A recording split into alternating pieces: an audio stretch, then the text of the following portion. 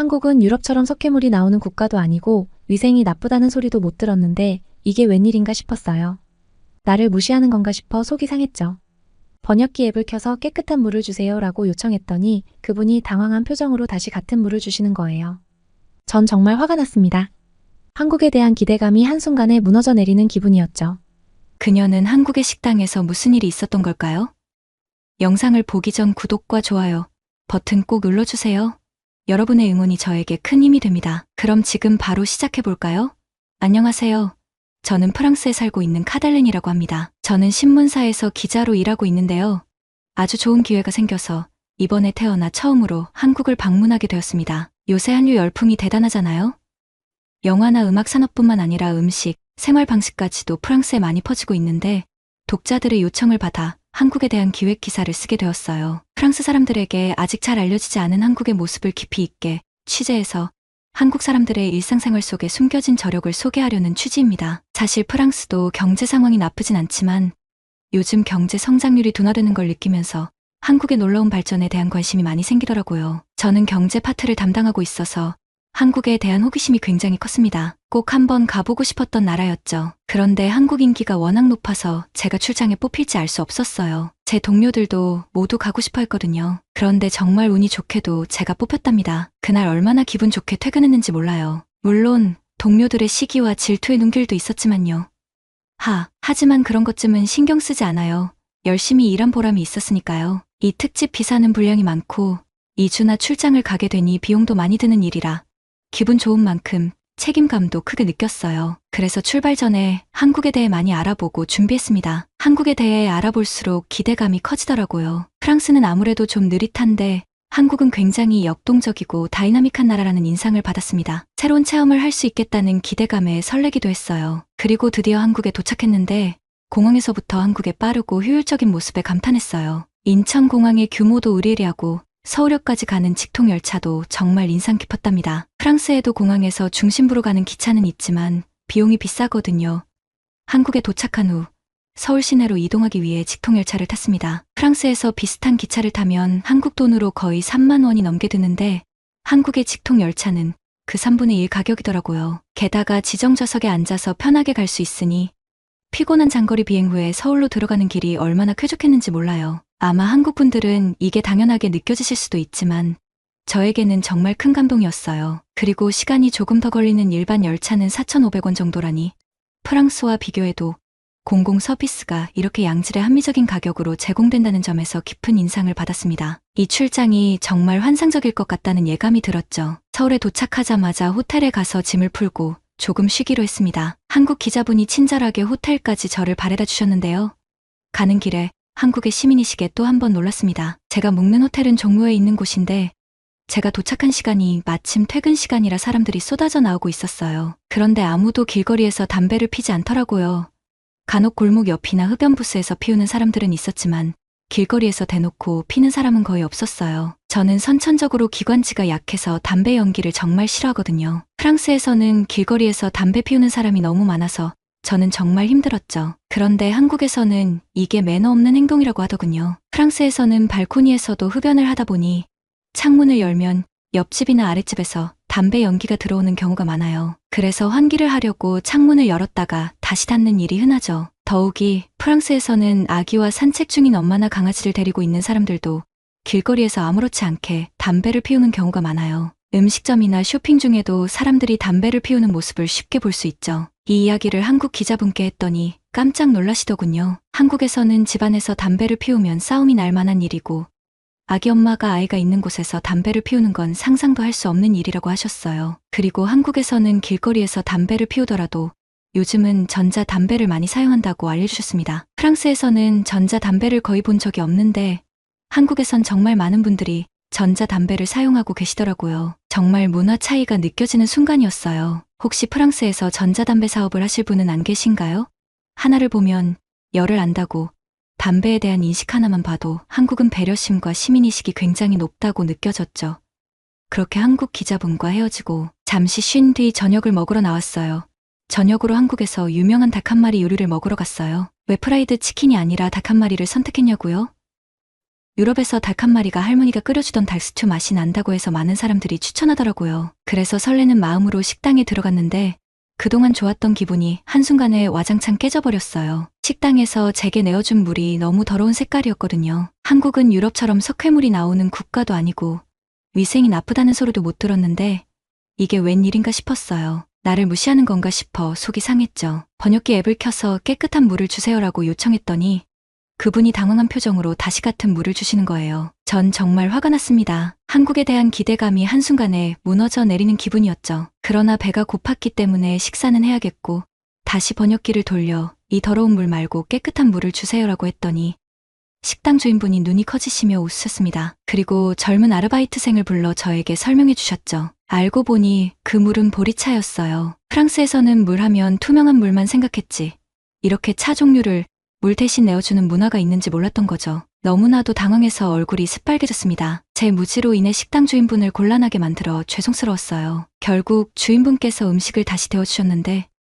끝까지 프로페셔널한 태도를 보여주셔서 정말 감사했습니다. 이 작은 오해가 나중에 보니 한국의 새로운 문화를 알게 되는 계기가 되었고 기사로 이 이야기를 전하면 좋겠다는 생각이 들었어요. 다른 프랑스인들이 저처럼 오해하지 않도록 말이죠. 또 닭 한 마리의 맛이 얼마나 훌륭했는지도 꼭 소개해야겠다고 생각했어요. 유럽 사람들도 이 맛에 분명히 반할 거예요. 맛있게 식사를 마치고 밖으로 나왔더니 어느새 밤이 되었습니다. 너무 늦은 시간이라 서둘러 옷을 챙겨 입고 나갔는데 한국의 반짝이는 밤거리에 눈을 뺏겨버렸죠. 프랑스에서는 조금만 어두워지면 거리에서 사람이 거의 사라지거든요. 그래서 밤에는 썰렁하기도 하고 솔직히 좀 무섭기도 해요. 그런데 한국에서는 그런 느낌이 전혀 없더라고요. 반짝반짝 빛나는 밤거리를 보며 감탄을 하다가 직장 동료들에게 촬영한 영상을 전송했더니 다들 놀라서 기절할 것 같다고 했어요. 그 동료들이 밤거리를 좀 즐겨보라고 성화했지만 저는 이렇게 늦은 시간에 밖을 돌아다니는 제 자신이 어색해서 어쩔 줄 몰랐어요. 사실 이날 제가 가장 기대했던 건 따로 있었는데요.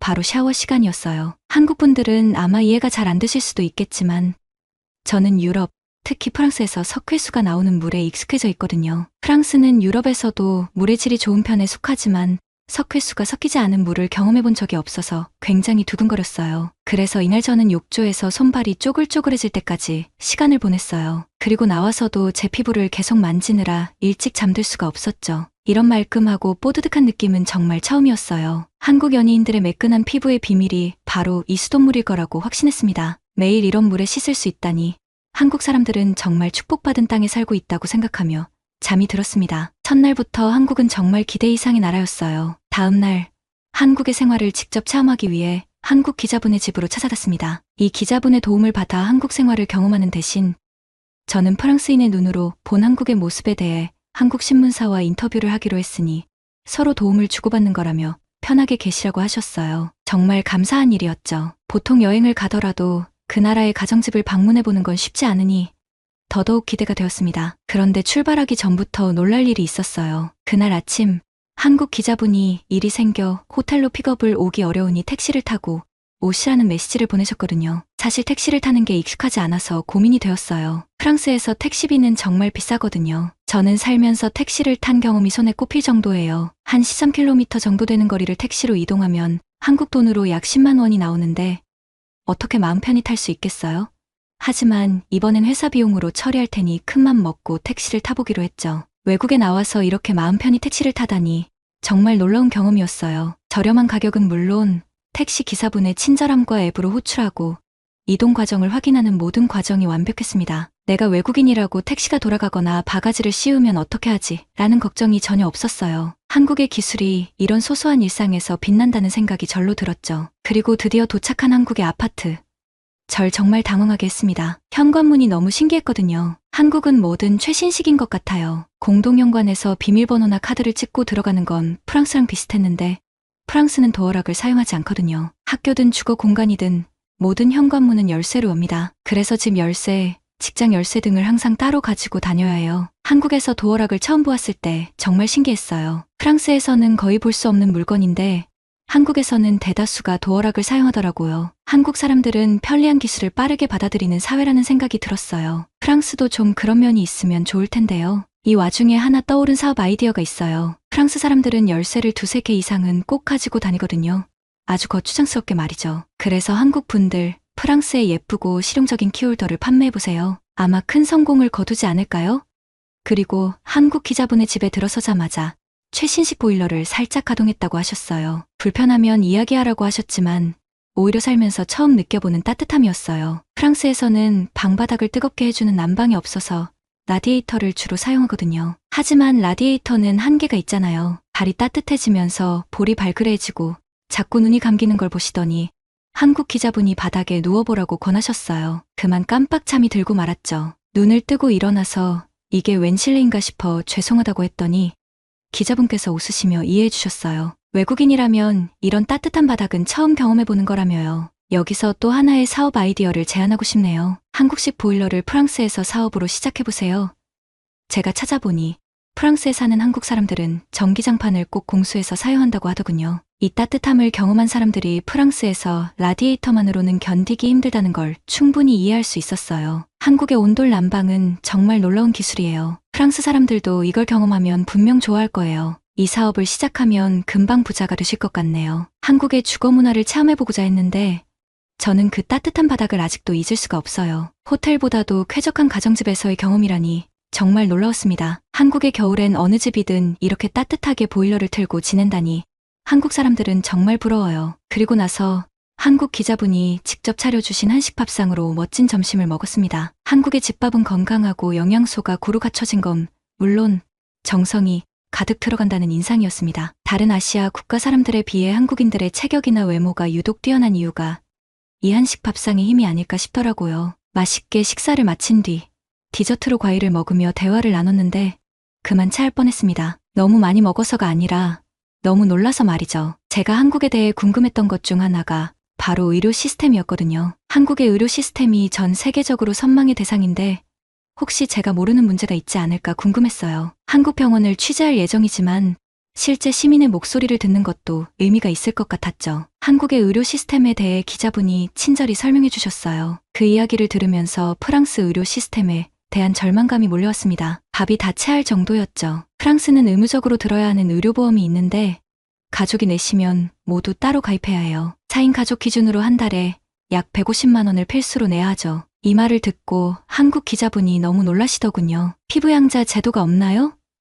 라고 물어보시길래 저는 그런 건 들어본 적도 없다고 했죠. 게다가 그렇게 보험료를 내도 병원에 갈 때마다 추가 비용을 지불해야 합니다. 예를 들어 부인과 검진을 받았는데 이상이 있어서 30분 정도 상담을 진행했더니 33만 원이 나왔어요. 피부과에서는 단순히 쉬면 나을 겁니다라는 말을 듣고 나왔는데 8만 원을 지불했죠. 그러다 보니 어지간해선 병원에 가지 않게 됩니다. 이쯤 되니 기자분이 저를 정말 불쌍하게 보시더군요. 프랑스의 의료비가 미국에 이어 세계에서 두 번째로 높다는 사실도 모르셨더라고요. 치과는 더 끔찍합니다. 의무 의료보험에 치과는 포함되지 않기 때문에 돈이 없으면 치과 진료를 받기 어렵죠. 그래서 많은 프랑스인들이 독일에 가서 저렴하게 치과 진료를 받곤 합니다. 제가 이 이야기를 한국 기자분께 했더니 정말 황당해 하셨어요. 그리고 저는 더 이상 프랑스 의료 시스템에 대해 말하는 게 무의미하다고 느꼈습니다. 그냥 한국 분들이 부럽다는 말밖에 할 게 없네요. 앞으로 남은 취재 기간 동안 한국 사람들을 대상으로 길거리 인터뷰도 진행하고 재래시장 투어와 박물관,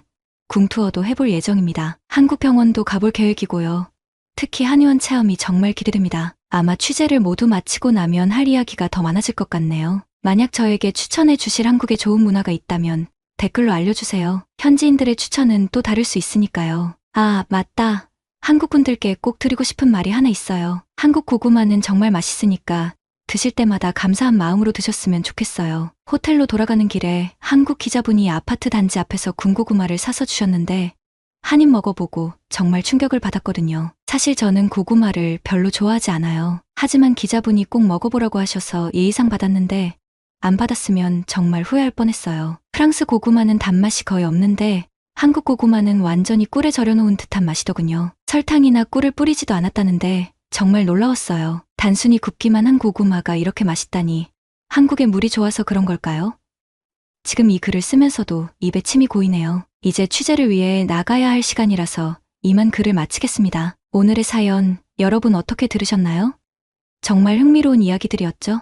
한국의 의료 시스템에 대한 비교부터 군고구마의 맛까지 카달렌 기자님이 경험한 한국의 다양한 매력이 잘 전해졌길 바랍니다. 여러분도 한국의 고마운 점들을 다시 한번 생각해보는 시간이 되었길 바라고요. 다음 시간에도 재미있는 사연으로 돌아올 테니 기대해주세요. 여러분의 사연도 기다리고 있으니 언제든지 보내주세요. 함께 나누고 공감해요. 여러분의 구독과 좋아요로 우리의 소중한 이야기가 더 많은 이들에게 전달될 수 있도록 노력하겠습니다. 다음에도 함께 해주시기를 기대합니다. 즐거운 하루 보내세요.